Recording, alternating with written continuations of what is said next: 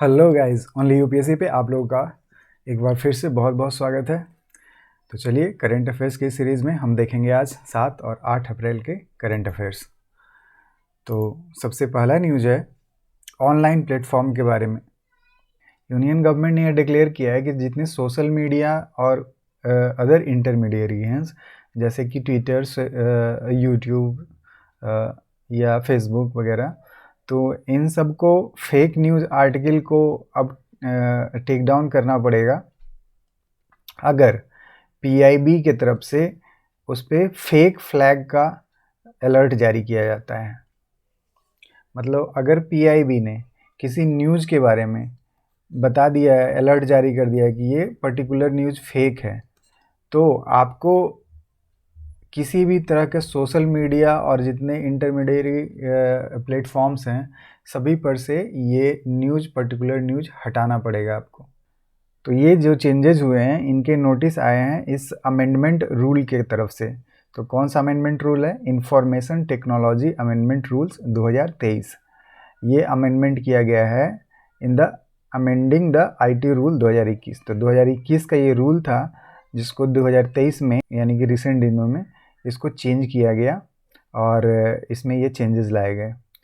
तो ये इम्पॉर्टेंट है। तो ये जो अमेंडमेंट का स्टेप लिया गया है, ये सभी प्लेटफॉर्म के लिए ये लिया गया है ताकि फेक न्यूज़ से लोगों को बचाया जा सके। ठीक है, तो इसके लिए पीआईबी यानी कि प्रेस इंफॉर्मेशन ब्यूरो को अपॉइंट किया गया है, जो कि फेक न्यूज़ के बारे में अलर्ट जारी करेगा। और ये इन्फॉर्मेशन किनके द्वारा दिया गया? तो ministry of state for electronics and information technology जो है राजीव चंद्रशेखर के द्वारा। इसमें एक और छोटी सी न्यूज़ है, इधर आप देख रहे होंगे, अमेंडमेंट किया गया है to check online real money gaming. तो ये भी इसी अमेंडमेंट रूल से ही रिलेटेड है, जिसमें कि आईटी रूल 2021 है, जिसमें ऑनलाइन रियल मनी गेम्स जितने होते हैं उसके बारे में ये दिया हुआ है। तो ऑनलाइन रियल मनी गेम, जैसे कि आपने देखा होगा, बहुत सारे बेटिंग गेम चलते रहते हैं। जैसे अभी आईपीएल का सीज़न हो रहा है या कबड्डी का वो पीएसएल का सीज़न होगा। तो ये सब जितने भी गेम्स होते हैं उस पे आधारित कुछ बेटिंग ऐप्स आ जाते हैं मार्केट में। बहुत पॉपुलर ऐप भी हैं कुछ। तो इन लोग क्या करते हैं कि जो रियल गेम होते रहता है उसके आधार पे आपको गेम खेलने के लिए बोलते हैं और उसमें पैसे भी आप जीत सकते हैं। तो मिनिस्ट्री ऑफ इंफॉर्मेशन ब्रॉडकास्टिंग ने ये एडवाइजरी जारी किया है सभी मीडिया एंटिटीज़ और प्लेटफॉर्म के लिए, जितने भी ऑनलाइन इंटरमीडियरी हैं सभी के लिए, कि आप लोग जो एडवर्टीज़मेंट करते हो बेटिंग और गैम्बलिंग प्लेटफॉर्म के लिए, उस पे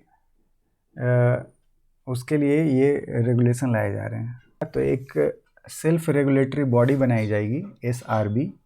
उसमें उस प्लेटफॉर्म को रजिस्टर, उस जो गेमिंग प्लेटफॉर्म है सभी को रजिस्टर करना पड़ेगा। और ये जो बॉडी गेम के लिए जो भी रूल्स बनाएगी, अगर उस रूल्स को, रेगुलेशन को, अगर वो पर्टिकुलर ऑनलाइन गेम फॉलो कर रहा होगा, तब तो उसको गेम का ये सर्टिफिकेट मिलेगा, अदरवाइज उसे बेटिंग का सर्टिफिकेट मिलेगा। तो अगर बेटिंग का सर्टिफिकेट मिल गया तो गैम्बलिंग का या बेटिंग का, तो उस पर एडवर्टीज़मेंट नहीं किया जा सकता है किसी भी प्लेटफॉर्म पे उसके लिए। 2021 के आईटी रूल में ही अमेंडमेंट ला करके ये किया गया है। ठीक है, फिर आरबीआई ने अभी रेपो रेट को चेंज नहीं करते हुए 6.4 पे ही कांस्टेंट रखा है। तो आप देख सकते हैं कि जैसे कोविड आया था 2019 के लास्ट में, तो 2019 में ये ग्राफ में आपको पता चल रहा होगा, 2020 में जब कोविड के लिए गवर्नमेंट ने मॉनेटरी पॉलिसी में थोड़ी ईज़ की, 4 पॉइंट के आसपास इन्होंने कांस्टेंट रखा बहुत दिनों के लिए ये रेपो रेट। और फिर धीरे धीरे जैसे जैसे हालात नॉर्मल हुए कोविड, पोस्ट कोविड, तो उसे फिर से बढ़ाया जा रहा है। तो ये बढ़ते बढ़ते अब 6.5 तक आ गया है। तो इसे अभी रेपो रेट को फिर से नहीं बढ़ाते हुए 6.5 इस मंथ रखा गया है। तो इस रेपो रेट के ट्रेंड के बारे में आपको जानकारी रखनी इम्पॉर्टेंट है, किस तरह से प्री कोविड क्या सिचुएशन थी, पोस्ट कोविड क्या सिचुएशन है। फिर आगे बढ़ते हैं। गवर्नमेंट ने स्पेस पॉलिसी के लिए स्पेस पॉलिसी में कुछ चेंजेस लाए हैं। उसके तहत उन्होंने अप्रूव कर दिया है स्पेस पॉलिसी 2023। तो इस स्पेस पॉलिसी में जितने भी प्राइवेट सेक्टर के जो प्लेयर्स होंगे, कंपनीज होंगी, वो भी अब स्पेस से रिलेटेड जितने प्रोजेक्ट हैं वो ले सकेंगे और इसरो का थोड़ा बर्डन कम कर सकेंगे। क्योंकि होता क्या है कि अभी भारत में एकमात्र ही कंपनी है जो स्पेस रिलेटेड वर्क करती है, वो है अपनी इसरो। तो इसरो के पास इतना ओवरबर्डन उसका शेड्यूल हो जाता है कि वो आगे का रिसर्च वर्क करने में सक्षम हो नहीं पाती। उसके सारे टीम हैं जो कॉमर्शियल जितने प्रोजेक्ट आ रहे हैं बाहर के कंट्री से, आप आए दिन सुनते होंगे कि आज अभी इस कंपनी का सैटेलाइट लॉन्च करना है, इसका मिसाइल लॉन्च करना है, वगैरह वगैरह। तो उन सब को कॉमर्शलाइज तरीके से हैंडल करने के लिए उनका कॉमर्शियल विंग भी बनाया गया, जैसे अंतरिक्ष प्राइवेट लिमिटेड है, न्यू स्पेस इंडिया लिमिटेड है। तो ये सब तो लाया गया है, लेकिन इसके अलावा अब प्राइवेट सेक्टर्स के प्लेयर भी अब पार्टिसिपेट कर सकेंगे। अब वो भी प्रोजेक्ट ले सकेंगे इन कंपनीज़ के, ताकि ज़्यादा से ज़्यादा प्रोजेक्ट इंडिया में लॉन्च हो और इंडिया की करेंसी में ज़्यादा व्यापार हो, ठीक है, और इंडिया को इससे बहुत बेनिफिट होगा। तो ये स्पेस पॉलिसी 2023 इसीलिए लाई गई है। तो ये 8 अप्रैल की पहली न्यूज़ है। इसमें बताया गया है कि यूक्रेन के जो डिप्टी फॉरेन मिनिस्टर हैं वो आने वाले हैं इंडिया। तो इंडिया आकर के वो उनकी जो मीटिंग होगी उसमें ये प्राइम मिनिस्टर मोदी जी को भी इनवाइट करने वाले हैं कीव जाने के लिए। तो ऑब्वियसली ये जो आ रहे हैं उसमें बातचीत होगी रसिया यूक्रेन के वार के बारे में। फिर G20 की जो मीटिंग चल रही है अभी आने वाली है, उसमें यूक्रेन के जो प्रेसिडेंट है जेलेंस्की, उनको भी इनवाइट किया गया है, तो वो भी आने वाले हैं, ठीक है। फिर है एक न्यूज़ डिफेंस के बारे में, खास करके नेवी के बारे में। इंडिया का जो नेवल शिप का जो संख्या है वो लगभग अभी 130 है और इंडिया का टारगेट है कि लगभग 200 शिप ये बना ले। लेकिन जिस ट्रैजेक्टरी से, मतलब जिस स्पीड से मैन्युफैक्चर हो रहा है इन सब नेवल शिप्स की और सबमरीन्स की, तो लगता है कि ये लगभग 150-160 के आसपास ही ये बन पाएंगे। ऐसा पार्लियामेंट्री स्टैंडिंग कमेटी की एक रिपोर्ट आई थी डिफेंस पे, उसमें बताया गया है। तो ये रिपोर्ट दिया गया था कि इनके तरफ से, तो चीफ हैं जनरल अनिल चौहान, उनके तरफ से। इस रिपोर्ट में ये भी बताया गया है कि चाइनीज़ नेवी के पास लगभग 355 शिप्स हैं टोटल, और अगले कुछ 5 सालों में वो लगभग 555 शिप के इक्विवेलेंट बना लेंगे, जिस रफ्तार से वो अपने शिप्स की मैन्युफैक्चरिंग कर रहे हैं। तो ये काफ़ी कंसर्निंग है इंडिया के लिए, क्योंकि अगर चाइना खुद स्ट्रेंथन तो अपने आप को करता ही है इंडियन ओशन में, इसके साथ साथ वो पाकिस्तान को भी सपोर्ट करता है, क्योंकि पाकिस्तान की सारी जो नेवल डिपेंडेंसी है वो पूरी तौर से चाइना पे है, तो चाइना उसको भी स्ट्रेंथन करता है। तो दोनों तरफ से जो हमारे नेबर्स हैं ये भारत के लिए खतरा हो सकता है। तो ये जो कमेटी है, जो स्टैंडिंग कमेटी बनाया गया था, इसमें बताया गया है कि मिनिस्ट्री को असेस करना चाहिए ये थ्रेट परसेप्शन, ये जो दोनों तरफ से थ्रेट है दोनों नेबर से वो बढ़ता जा रहा है, तो उसको टैकल करने के लिए क्या करना होगा, उसकी प्लानिंग करनी चाहिए, उसको थ्रेट को एनालाइज करना चाहिए। फिर है मिनिस्ट्री ऑफ होम अफेयर्स ने एक स्कीम जारी किया है प्रिजनर्स के लिए।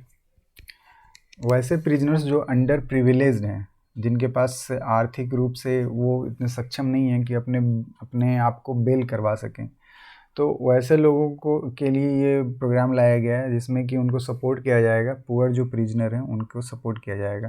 तो ये सपोर्ट फॉर पुअर प्रिजनर ऐसा बोल करके एक बजट आया, बजट में एक प्रोविज़न लाया गया है जिसमें इन तरह के जो पुअर प्रिजनर हैं उनको सपोर्ट किया जाएगा ताकि वो बाहर आ सके और सोसाइटी में अपना कुछ योगदान दे सकें। इसका एक और भी कारण है बहुत इम्पॉर्टेंट, एक रिपोर्ट आया था statistics of India report prisoners के ऊपर 2021 में, जो इस रिपोर्ट के आधार पे ये पता चलता है कि लगभग 5.5 लाख लोग प्रिजन में अभी इंडिया में बंद हैं, लेकिन टोटल कैपेसिटी है लगभग 4.25 लाख ही। मतलब जेल में भारतीय जेलों में कुल मिलाकर के 4.5 लाख कैदियों के लिए स्पेस है, लेकिन अभी उसमें बंद कितने हैं तो लगभग 5.5 लाख। तो ये लगभग 130% का जो ऑक्यूपेंसी रेट है उसको कम किया जा सके इस प्रोग्राम के तहत। ये भी एक ऑब्जेक्टिव है इस प्रोग्राम का। चलिए आगे बढ़ते हैं। हिमाचल प्रदेश ये जो कैनबिस है यानी कि जो भांग का पेड़ होता है, भांग का पौधा होता है, उसको लीगलाइज करने के लिए विचार कर रही है। तो इसको लीगलाइज करने से क्या होगा कि इससे इनका मानना है कि इससे स्टेट के लिए रेवेन्यू जनरेट करने में ये मददगार होगा, और इसके साथ साथ ये बहुत सारे इसमें मेडिसिनल प्रॉपर्टीज़ होती हैं तो उसका भी उपयोग किया जा सकेगा दवा बनाने में, और इंडस्ट्रियल पर्पस से भी यूज किया जा सकता है, ऐसा हिमाचल प्रदेश के चीफ मिनिस्टर ने कहा है। तो एक अभी कमेटी का गठन किया गया है, 5 मेंबर हैं इस कमेटी के, और ये कमेटी एनालाइज करेगी अभी कि क्या इसके आफ्टर इफ़ेक्ट्स हो सकते हैं। ऐसा ना हो कि इसके बुरे इम्पैक्ट सोसाइटी पे पड़ने लगे। जब खुलेआम भांग का ये जो उपलब्धता है सोसाइटी में बढ़ जाए तो उससे हो सकता है कि सोसाइटी पे निगेटिव इम्पैक्ट पड़े, लोगों को लत लग जाए इस कैनबिस की, इस भांग की। ये है तो नशीला पदार्थ, तो इसको कंट्रोल्ड वे में इसका कल्टीवेशन बहुत ज़रूरी है। उत्तराखंड जो कि नेबरिंग स्टेट है हिमाचल प्रदेश का, उसने ये कंट्रोल तरीके से कल्टीवेशन करने का प्रोविज़न पहले ही बना लिया था और 2017 में इसको लीगलाइज कर दिया था। तो ये ऑलरेडी किया जा चुका है और भी कुछ स्टेट में, जैसे गुजरात है, मध्य प्रदेश, उत्तर प्रदेश में। तो ये हिमाचल प्रदेश भी अब करने के लिए विचार कर रही है। इसके अलावा ऐसा सिर्फ भारत में नहीं होता है, और भी कुछ कंट्री हैं जैसे उरुग्वे है, कनाडा, यूएस, ऑस्ट्रेलिया, बेल्जियम, यहाँ भी ये सब लीगलाइज है और कंट्रोल्ड वे में इनकी खेती की जाती है। तो इन सब सारे मॉडल्स की स्टडी की जाएंगी और उसके बाद ही ये फाइनल डिसीजन लिया जाएगा कि ये कैनबिस कल्टीवेशन को लीगलाइज किया जाए या नहीं।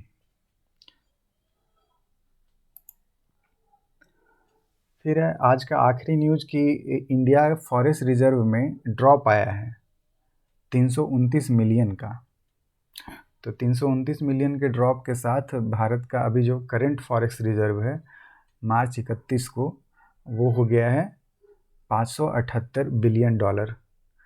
तो इतना जो ड्रॉप आया है, ये ड्रॉप इसलिए आया है क्योंकि आरबीआई ने रुपये खर्च, फॉरेन एक्सचेंज जो रुपीज़ है, फॉरेन जो रुपीज़ है उसको खर्च किए हैं इंडिया के करेंसी के स्ट्रेंथ को मेंटेन करने के लिए। इसके लिए ये फॉरेन करेंसी, फॉरेन रिजर्व्स खर्च किए जा रहे हैं। इसी वजह से $329 मिलियन का इसमें गिरावट आई है, और अभी करंट जो फॉरेन रिजर्व है वो $578 बिलियन का है। ठीक है, तो उम्मीद करता हूँ आपको आज का ये सेशन पसंद आया होगा। तो आज का सेशन यहीं पे समाप्त करते हैं और मिलते हैं अगले सेशन में। तब तक के लिए धन्यवाद।